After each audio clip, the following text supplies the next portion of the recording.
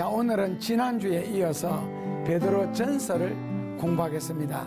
자, 베드로 전서라는 것은 에베소서, 그 다음에는 야고보서, 로마서, 이 성경을 합해 놓은 게 베드로 전서입니다.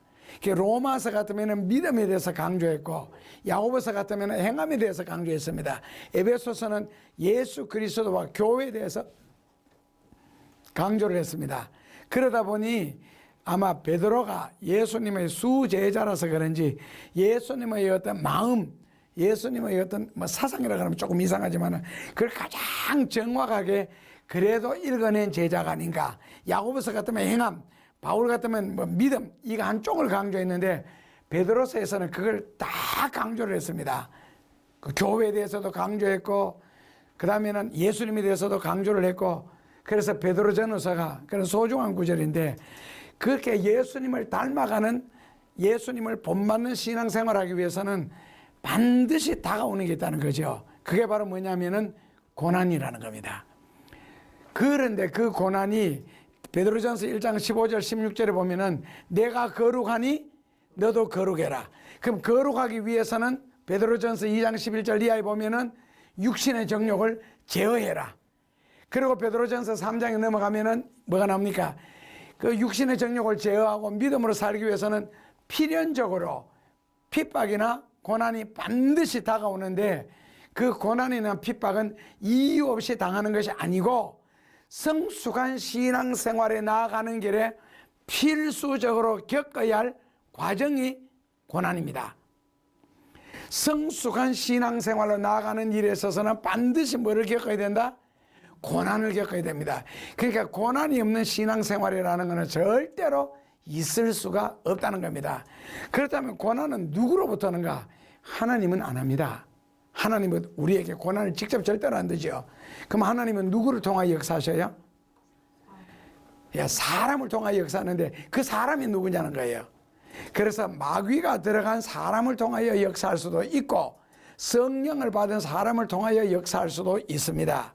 마귀를 통하여 역사할 때는 고통을 주지요. 사람을 힘들게 하고 괴롭게 하고, 그 다음에 은혜나 진리가 가득한 성령을 받은 사람을 통하여서 핍박할 때는 희망이 있는 핍박입니다. 귀한 핍박. 핍박은 당해보면 귀한 거 희망이 뭐 어디 있겠어요만은, 그러나 미래가 있는 핍박이 있잖아요.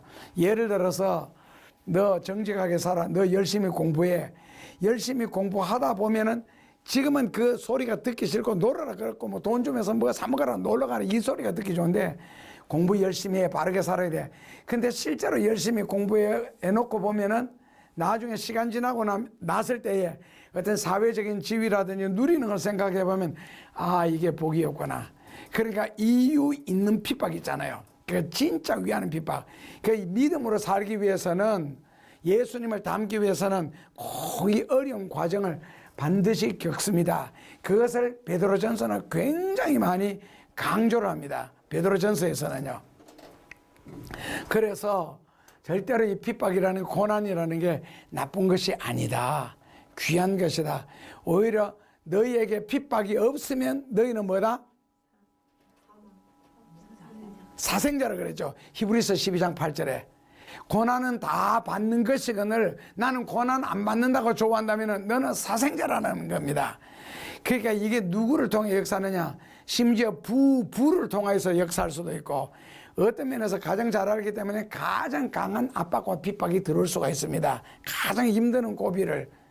그 다음에는 교회 안에서 또 그럴 수도 있고, 그 다음에 직장에서 나와 상관없는 곳에서는 이런 일이 없어요. 그러니까 저 사람의 핍박이 있을 때에 핍박의 가치나 핍박의 효과가 나타날 사람 있잖아요. 자, 예를 들어서 제가 여러분들을 직접 핍박한다면은 무시할 수 없는 핍박이잖아요. 목회자니까. 그러니까 딱 시험 들 수 있는 핍박을 하는데, 그러나 어떤 면에서 깨우치는 거죠. 깨친 게고. 그러니까 드는데 시간 지나고 나면 뭐라고 해? 내게 유익이다. 그래서 잠언 27장 5절에 보면은 참 귀한 말씀이 있습니다. 면책은 뭐예요? 얼굴에 대놓고 책망하는 거예요. 얼굴에 대놓고 책망하는 것은 뭐라고요? 숨은 사랑보다 나으니라. 성경에는 원래 사랑이 가장 귀하잖아요. 하나님이 인간을 사랑하는 거, 예수님이 얼마나 사랑하셨으면 십자가의 고난과 죽음까지 하시면서 우리를 위해서 했는데, 근데 뭐라고요? 면책은 사랑보다가 낫다. 그러니까 만약에 얼굴 앞에서 책망을 받고 그 사람이 회개하고 뉘우쳐서 바르게만 된다면은 인생에 있어서 사랑 한번 해준 것보다 훨씬 귀하다는 겁니다. 축복되는 거. 그래서 얼굴 앞에서 책망을 들으면 일단은 뭐라고요? 기분은 되게 나쁘겠죠. 힘이 쭉 빠지겠죠. 그럴지라도 그것은 잠시라는 겁니다. 그럴지라도 그건 잠시예요. 그리고 내가 왜 고난을 당했는가, 왜 핍박을 받았는가, 왜 징계를 받았는가, 이걸 곰곰이 생각해 보라는 거죠. 그 부분에 대해서 뭐라고요? 베드로서에는 너무 잘 해놨는데, 바른 말이라는 것은 듣기는 싫으나 몸에 좋은 약이 왜 입에 쓸까? 나는 아직도 그 답을 못 얻어서.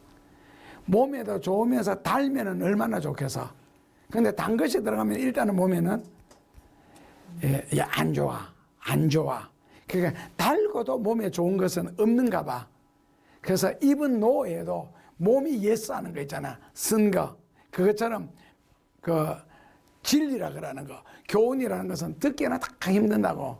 듣기에는. 그러나 그걸 지킬 수만 있다면 딴 데 가서 칭찬받을 수 있고 사랑받을 수 있다고. 그런데 이 베드로서를 공부하면서 이제 3장부터는요 분위기가 확 달라집니다.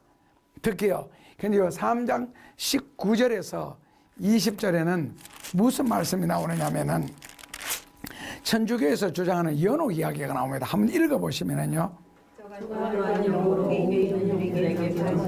예, 뭐라고요? 저가 또한 영으로 옥에 있는 영들을, 저가 또한 하나씩 분석하죠. 저가는 누구예요? 예, 예수 그리스도죠. 예수 그리스도입니다. 예수님입니다. 그냥 예수님. 저가 또한 뭐라고요? 옥에 있는 영들에게, 저가 또한 옥에 있는 영들. 요 옥은 뭐겠어요? 옥에 있는 영들에게.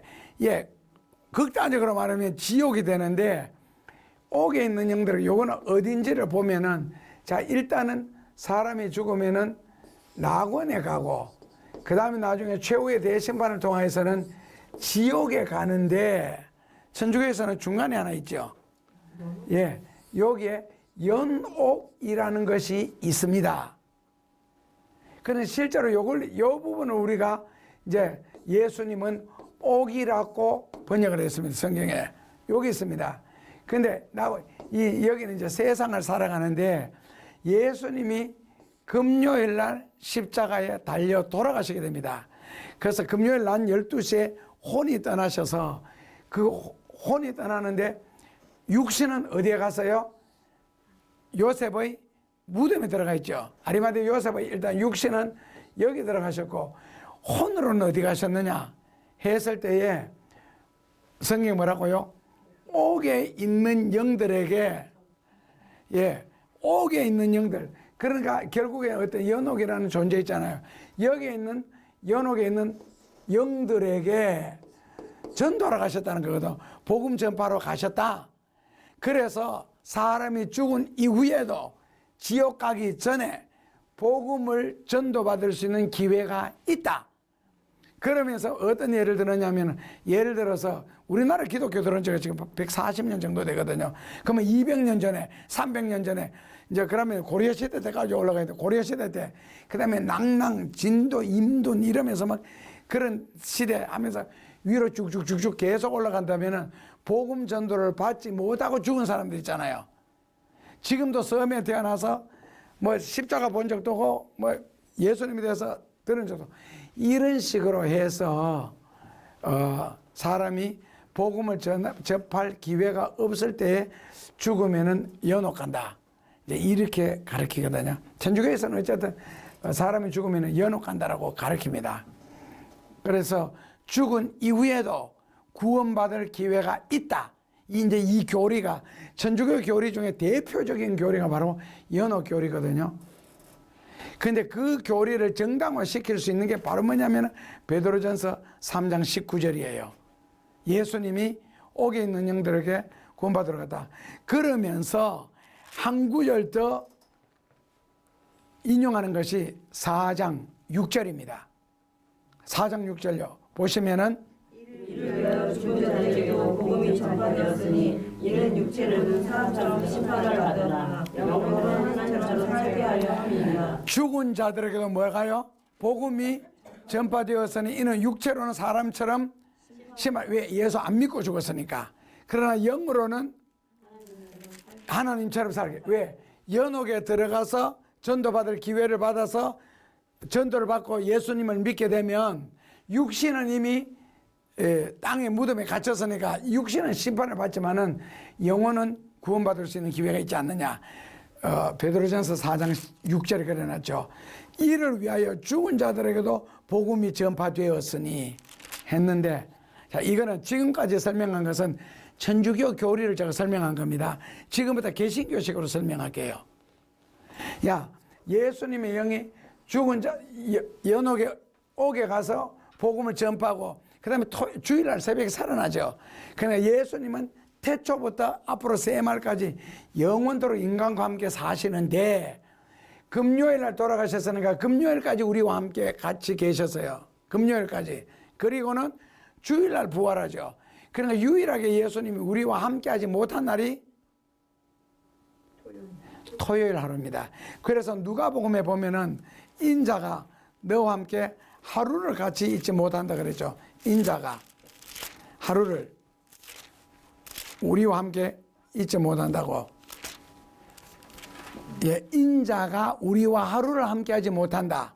누가복음 17장 22절에 보면은 예수님이 제자들에게 이르시기를 때가 이르리니 너희가 인자의 날 하루를 보고자 하여도 보지 못한다. 이 하루가 바로 무슨 요일이라고요? 토요일. 이날 예수님이 뭐 하셨다고요?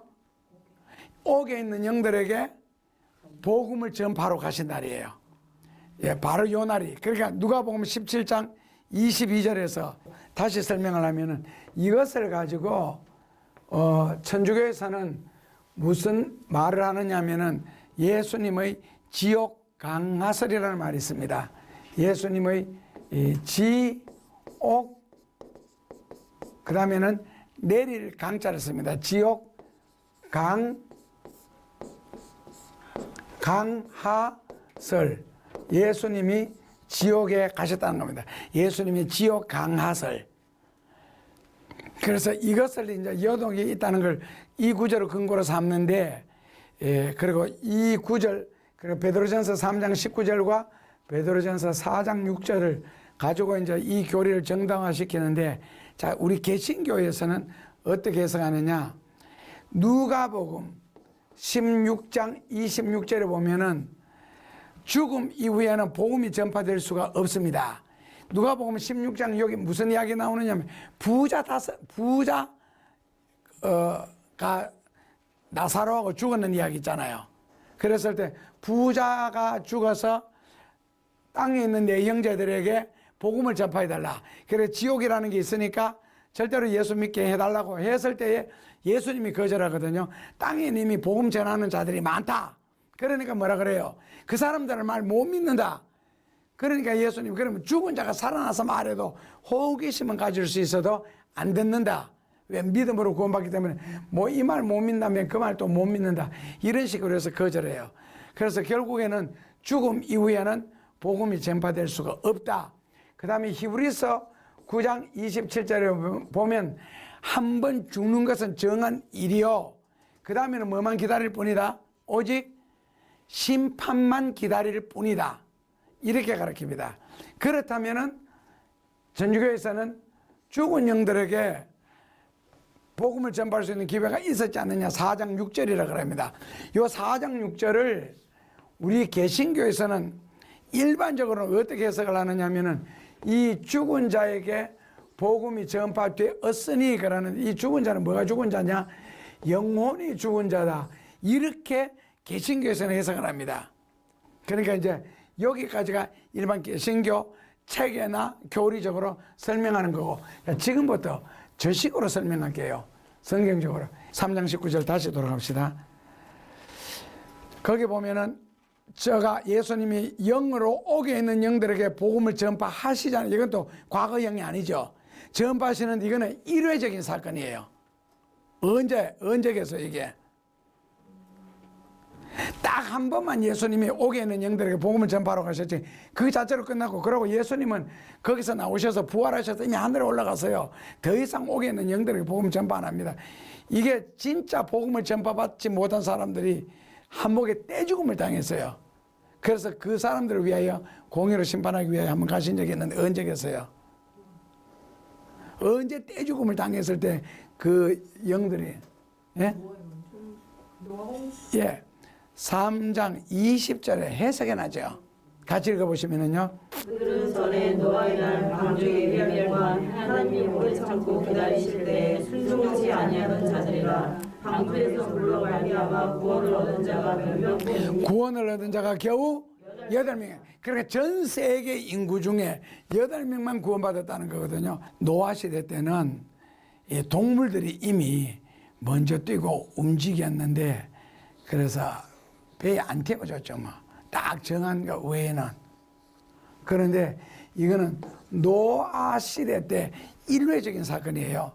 이거 뭐라고? 죽은 자들을 영으로 옥에 있는 영들에게 전파로 갔는데, 그들은 전에 노아의 날 방주 타지 아니한, 그리고 8명밖에 전 세계에서 구원 못 받았기 때문에 그들에게 구원하러 예수님이 일회적으로 내려갔고, 그 다음에 부활해서 승천하셨기 때문에 더 이상은 아니고, 그러면 이제 천주교에서는 4장 6절을 들고 나오거든요.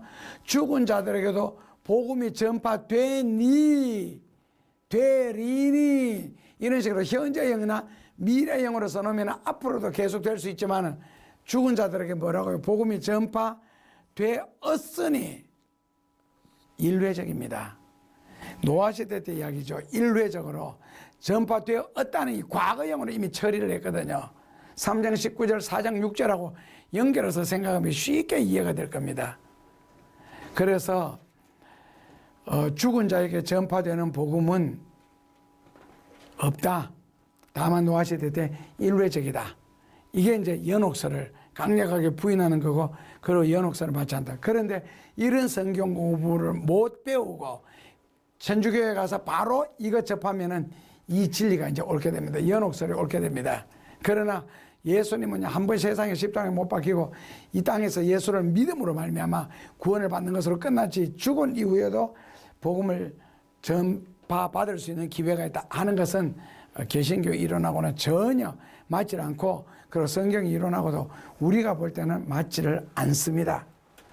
자, 그 다음에 4장 1절입니다. 같이 한번 보시면요. 그리스도께서는 이미 육체의 고난을 받으셨으니 너희도 같은 마음으로 갑옷을 삼으라. 이는 육체의 고난을 받은 자가 죄를 그쳤음이니. 육체의 고난을 받은 자가 죄를 그쳤으니, 이 말은 다른 말로 바꾸면은 불은 누구가 두려워하지요? 우리나라 속담에 있잖아. 불은 누구가 두려워하지요? 예, 불에 댄 아이는 불을 두려워한다 그럽니다. 불에 댄 아이는. 그런데 베드로전서 4장 1절이 뭐냐면은 육체의 고난을 예수님이 받으셨으니 너희도 같은 마음으로 뭐 해라? 갑옷 입으라 아니에요. 육체의 고난을 받으라는 뜻입니다. 육체의 고난, 같은 마음으로 육체를 받으라. 왜? 육체의 고난을 받은 자가 죄를 그쳤음이니라. 그래서 제목을 혼이 나면 예, 깨어지게 되어 있다 했는데, 근데 혼이 나서 깨어지는 것은요 참 비참한 겁니다. 혼 안 나고도 반듯하게 살면은 깨어질 이유가 없잖아요.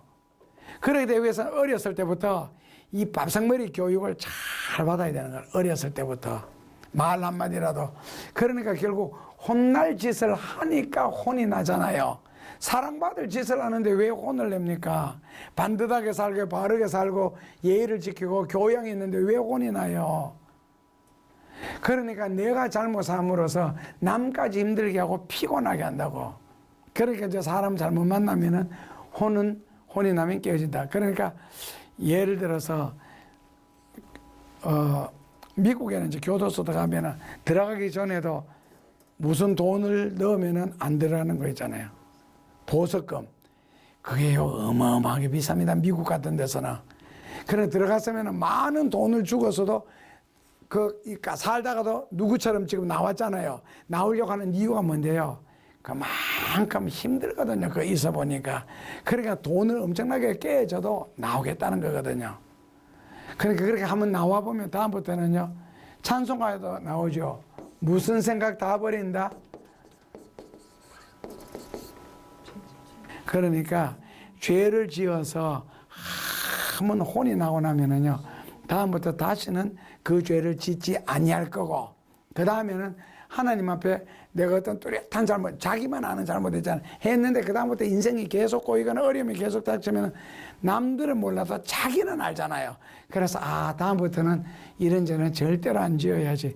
그래서 혼자만 알든 남은 알든 상관없이 만약에 내가 어떤 특별한 잘못 때문에 고난을 당한다면은 그게 일회적인 것이 아니고 해결될 때까지 당하니까 그 베드로는 부탁하기를 반드시 고난은 당하나 그러나 꼭 이겨라는 부탁을 합니다. 이유 있으니까 고난 당하는 것이 아니냐. 자, 그 다음에는요 4장 12절입니다. 그 다음에는 4장 12절을 같이 보시면, 사랑하는 자들아 너희를 시험하러 오는 그 시험을 이상한 일 당하는 것 같이 이상히 여기지 말고. 예, 아까 그 베드로전서 부터 계속 지금 시험하는 이야기, 뭐라고요? 시험하는 이야기 3장 13절부터, 그 다음에는 혼이 나는 이야기 4장 1절에 그것도 시험이고요, 고난이고, 그 다음에 4장 12절에서 또 뭐라고 나와요? 너희를 시련하려고 오는 불시험을 이상한 일 당하는 것처럼 이상하게 생각하지 마라. 왜 이상하게 생각하지 말라고요? 당연하니까. 아셨죠? 그 어려움이 다가올 때는 뭐 어떻게 다가온다고? 당연하게 다가온다는 겁니다. 그러니까 여기에서도요 시험이라 그러는 거 다른 말로 바꾸면 이제 어려움인데, 신앙이 자라는데 꼭 필요한 신앙이 성숙하는데 꼭 필요한 어려움이라는 뜻입니다. 그런데 신앙이 성숙해지는데 꼭 필요한 시험이 무엇인가? 우리가 어려울 때는 걸음마를 배우다가 많이 엎어졌죠. 그냥 어릴 때는 털썩 엉덩이로 주저앉았죠. 그러고 뭐 걷다가도 많이 엎어지고 쓰러지고, 뭐 무릎도 옛날에는 무릎이 성할 날이 없었죠. 뭐 깨져가지고. 그래서 결국에는 지금 어른이 돼가지고 그러면서 엎어졌다. 진짜 몰창피 당하겠죠. 지금 우리는 왜 잘 안 엎어져요? 거의 안 엎어지죠. 왜요? 돌불에 걸렸다가도 익하면서도 또 벌떡 서잖아. 왜 안 엎어지겠어요, 지금은? 예? 그렇죠. 성숙해서 그렇죠. 그리고 어릴 때 하도 많이 엎어지면서 수도 없이 엎어지면서 우리가 성숙했기 때문에 이제는 그 정도 가지고는 이제는 안 엎어져. 돌불이 있어도 우리는 안 엎어져, 이제는. 그러니까 지금 있잖아요. 뭐 말 한마디 듣고 시험 든다, 뭐 걸핏하면 시험 든다 하는데요. 그 훈련 안 받아서 그래.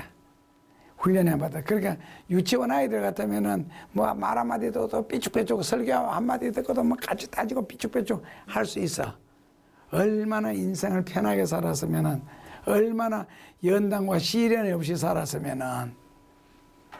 그러니까 큰 시험을 당하고 큰 어려움을 겪고 나면요, 나중에는 그냥 성자, 공자님이 말씀하시는 것처럼 길에 가는데 공자가 군수 닮았다고 군수가 나쁜 놈이었다가 봐.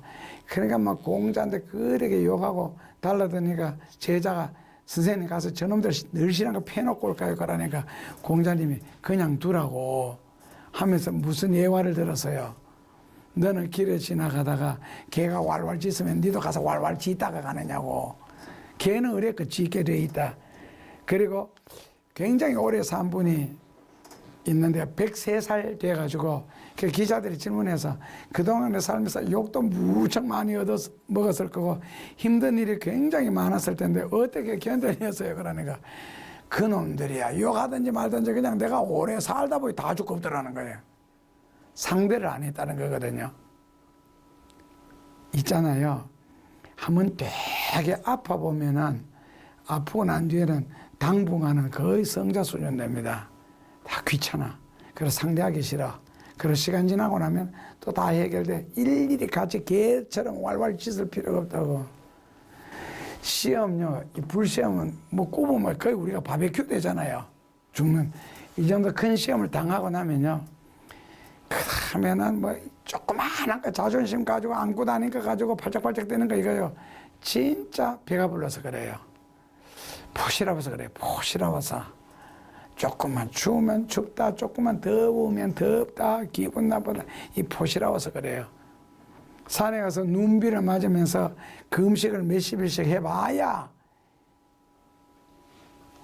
마지막 구절입니다.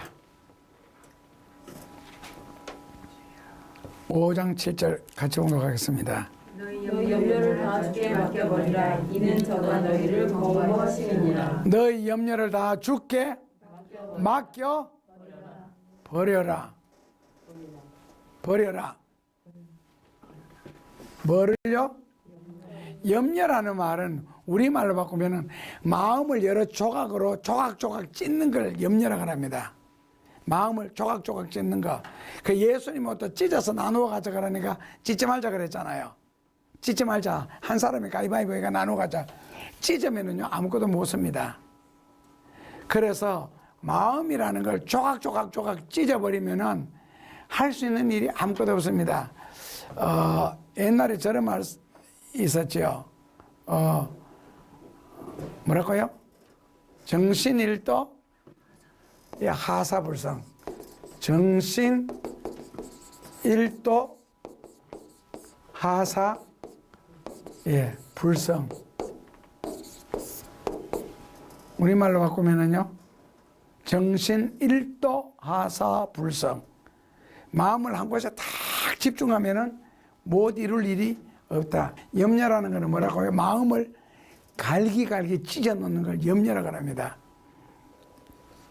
그러니까 베드로전서 5장 7절에 뭐라고요? 너희 염려를 어떻게 해라? 주님께 맡겨버려라. 맡겨라와 버려라를 같이 썼습니다. 너희 염려를 주께 맡겨버려라. 맡겨버린다 그러는 말 있잖아요. 우리말로 바꾸면은 위를 향하여 던져버려라 그런 뜻입니다. 위를 향하여. 위를 향하여 던져라. 어디를 향하여 던져라고요? 위가 뭐예요? 그렇죠. 하나님께, 주님께 염려를 던져버려라. 요건 첫 번째 해석이고요. 두 번째 해석은 위를 향하여 염려를 다 던져버리면 몸이 굉장히 가볍겠죠. 그 다음에는요, 기분 좋게 살아라. 무거운 짐을 다 벗어 던졌잖아요. 그 다음 뭐라고요? 기분 좋게 살아라. 이거를 염려를 주께 맡겨놓고 나면 그렇게 좋은가 봐요. 맡겨버리면, 위를 향하여 염려를 다 예수님께 던져버리면 짐이 가벼워졌으니까 뭐라고요? 기분 좋게 살아라. 기쁘게 살아라. 그런 뜻이거든요. 그래도 사라진다고. 왜 사라지느냐? 그 다음에는 뭐라고 해놨어요? 저희가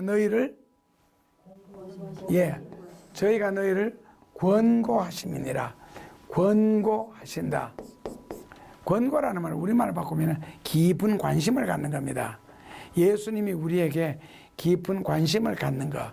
그러니까 어떤 상황에서도 어떤 걱정도 어떤 근심도 위를 향하여 던져버리고 인생을 기분 좋게 가볍게 살아라. 예를 들어서 여행을 가면서 온갖 집안 걱정 근심 다 진 채로 여행 간다면 여행이 즐겁겠어요. 일단 집을 떠날 때는 다 잊어버려야 돼. 혹시 내 없는 동안 집에 불나면 어떻게 하나, 도적이 들면 어떻게 하나. 그럼 무슨 여행이 있습니까? 다 던져버려라. 다. 그러니까 여행할 때는 홀가분하게 여행만 해야지 이 걱정 저 걱정 있으면 즐거운 여행이 안 돼. 뭐 삼수 갑산에 갈지라도 다녀와서는 그냥 곧 그런 식으로 하나님 앞에 다 맡기고 인생을 기분 좋게 살아라. 왜? 그럼 하나님이 권고하심이니라. 권고하신다.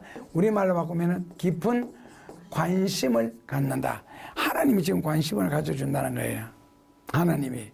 그러니까 깊은 관심을 갖는다는 말은 어떤 상황이라도 예수님이 다 알고 계신다. 어떤 상황이라도. 그러니까 어떤 상황이라도 사건도 다 알고 계시니 염려 때문에 걸려서 넘어지는 일은 없게 할 것이다. 왜? 주님이 권고해 주시기 때문에. 그러니까 염려 때문에 죽는 일은 없다는 겁니다. 맡겨버리고 산다면.